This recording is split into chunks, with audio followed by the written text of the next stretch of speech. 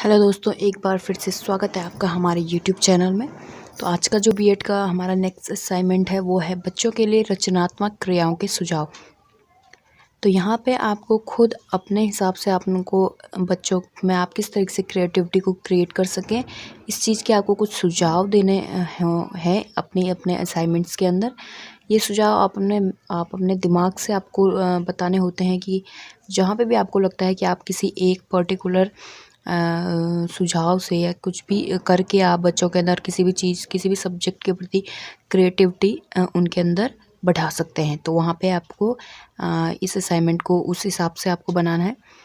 आप यहाँ पे देख सकते हैं कि हमारा जो इसमें पहला जो हमने टॉपिक रखा है वो सबसे पहले रचनात्मकता की परिभाषा है।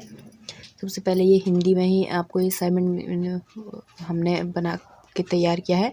सेकंड है यहाँ पे रचनात्मकता के प्रकार।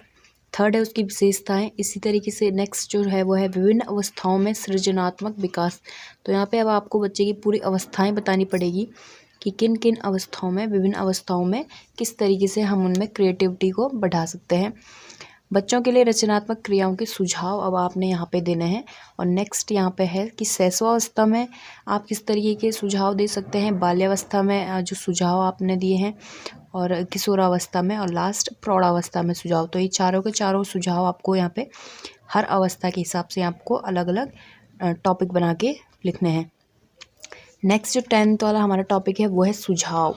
लास्ट में जो आप ऑल ओवर जो सुझाव आप देंगे वो, और इसके बाद यहाँ पे निष्कर्ष और संदर्भ ग्रंथ सूची लास्ट जो टॉपिक है। तो सबसे पहले जो हमने क्रिएट किया है, सबसे पहले जो हमारी फाइल है वो हम आपको बताएंगे। जो हमारा टॉपिक मेन है रचनात्मकता, उसकी डेफिनेशन हम आपको बताएंगे यहाँ पर इस तरीके से।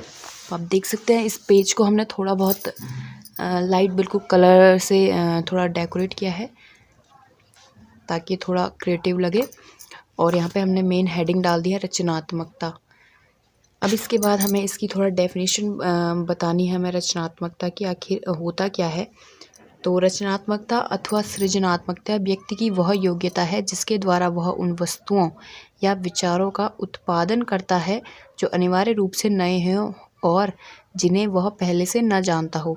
जो व्यक्ति इस प्रकार का नवीन कार्य करते हैं उन्हें सृजनशील या सृजनकर्ता कहा जाता है। और जिस प्रतिभा के आधार पर वह नई कृति, नवीन रचना और नवीन आविष्कार करते हैं उसे सृजनात्मक कहा जाता है, सृजनात्मकता कहा जाता है। तो यहाँ पे बेसिकली आपको इसे थोड़ा डिफाइन करना है। जैसे हमने यहाँ पर बता दिया कि आखिर सृजनात्मकता या रचनात्मकता होती क्या है। नेक्स्ट जो है इसको आपको यहाँ पे परिभाषाएं, हमने इसका जो टॉपिक लिखा था वो ये है। कुछ ऐसे जैसे क्रो के अनुसार कुछ अलग ढंग की कुछ अलग परिभाषा उन्होंने दी है। वैसे ही ड्रैगलर के अनुसार है, स्किनर के अनुसार है। तो ये सारी की सारी डेफिनेशन आपको गूगल पे सर्च करके भी आपको मिल सकती हैं, या फिर आप यहीं से इन्हें नोट डाउन कर सकते हैं। ऐसे ही हमने इनकी टोटल 7 यहाँ पे डेफिनेशंस शो की हैं इस अपने असाइनमेंट के अंदर। और आपको इधर के पेज को भी ब्लैंक नहीं छोड़ना है। कुछ ना कुछ क्रिएटिविटी से रिलेटेड पिक्चर्स आप इसमें पोस्ट कर सकते हैं। आगे बढ़ते हैं, वो है रचनात्मकता के प्रकार। तो यहाँ पर आप देख सकते हैं कि मेन थ्री टाइप्स के इसके जो हैं पार्ट्स होते हैं। इसके प्रकार जो हैं 3 टाइप्स के हैं। तो पहला इसमें आकस्मिक रचनात्मकता, और दूसरा है सहज रचनात्मकता, और तीसरा है संरक्षणात्मक रचनात्मकता। तो ये 3 तरह की रचनात्मकता को हमने थोड़ा सा इसमें डिफाइन किया है। आप चाहें तो यहीं से नोट डाउन भी कर सकते हैं। नेक्स्ट जो हमने इसमें टॉपिक बना रखा है वो है रचनात्मकता की विशेषताएं। तो यहाँ पर ये कुछ ऐसे पॉइंट्स हैं जो इसकी विशेषताओं को दिखाते हैं कि जैसे रचनात्मकता है, सृजनशीलता में मौलिकता होती है। नेक्स्ट है सृजनशीलता में नवीनता होती है, मतलब कोई भी ऐसा नया ज्ञान होता है जो बच्चों के अंदर क्रिएटिविटी उत्पन्न करा सके। तो वो चीज़ की कुछ यहाँ पे हमने विशेषताएं बताई हैं कि रचनात्मकता होती है। समस्या की उपस्थिति का ज्ञान होता है, कल्पना करने और कल्पना की सत्यता की जांच करने की शक्ति होती है। तो ये इसकी कुछ विशेषताएं हैं। नेक्स्ट जो हमारा टॉपिक था वो है विभिन्न अवस्थाओं में सृजनात्मक विकास या रचनात्मक विकास। तो फर्स्ट हमने यहाँ पे लिखा है शैशवावस्था में। तो यहाँ पे थोड़ा डिफाइन किया है कि सृजनात्मकता उस योग्यता को बताती है जो किसी वस्तु को खोजना या सृजन से संबंधित होती है।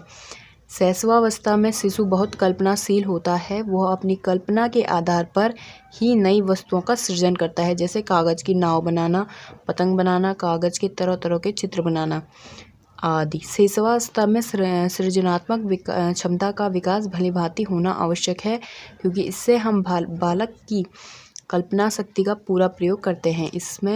इससे शिशु के व्यक्तित्व का उचित विकास संभव है।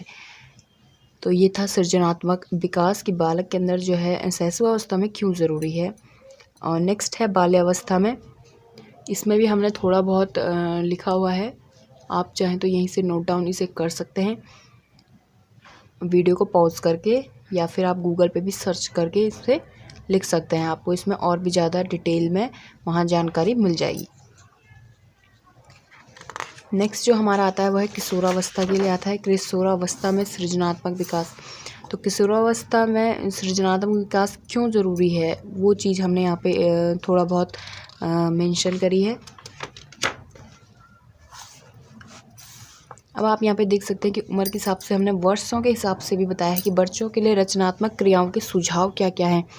तो शैशवावस्था जो कि हमें पता है कि जन्म से 5 या 6 वर्ष की होती है। नेक्स्ट है बाल्यावस्था 7 से 12 वर्ष की होती है। किशोरावस्था 13 से 18 वर्ष की होती है और प्रौढ़ावस्था 18 के बाद की अवस्था होती है। तो यहाँ पे हर अवस्था के लिए जो सुझाव दिए गए हैं वो यहाँ पे मेंशन करे गए हैं।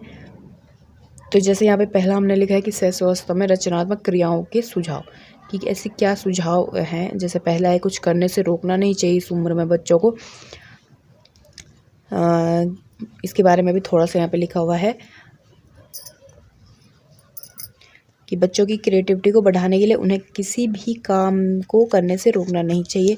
अगर बच्चे को कागज़ पर लिखने या ड्राइंग करने के बजाय दीवार पर लिखना पसंद है तो उसे दीवार पर ही लिखने देना चाहिए।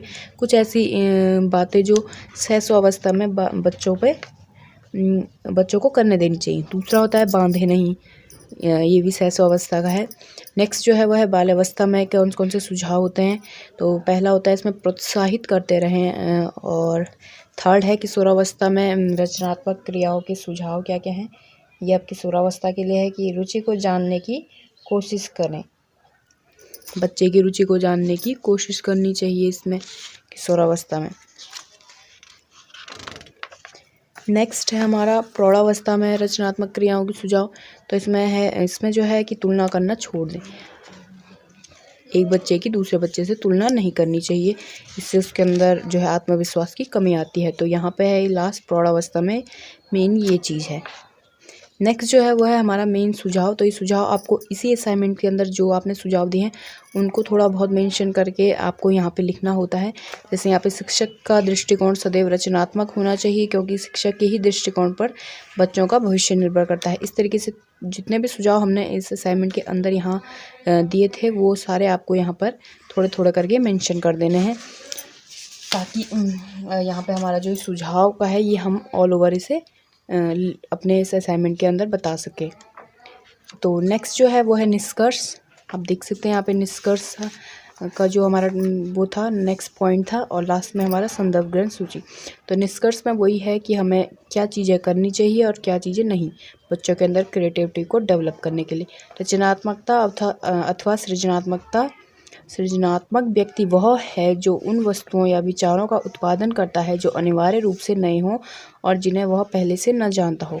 इस प्रकार रचनात्मक व्यक्ति सदैव अपने व्यवहार व विचारों को उत्कृष्टता प्रदान करने के लिए तत्पर रहता है एवं विभिन्न तरह की समस्याओं के समाधान के लिए तथा उन्हें खोजने में भी सफल रहता है।